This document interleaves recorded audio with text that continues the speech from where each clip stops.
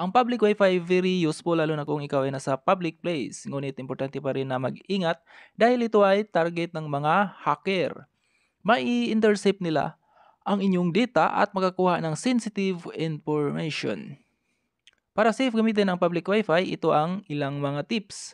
Gumamit ng VPN or Virtual Private Network upang ma-encrypt ang connection ninyo sa internet at hindi madali sa hacker na ma-intercept ang inyong data. Pero kahit naka-VPN kayo guys, mas magandang iwasang mag-login sa inyong online banking or social media kasi hindi 100% din ang proteksyon ng VPN.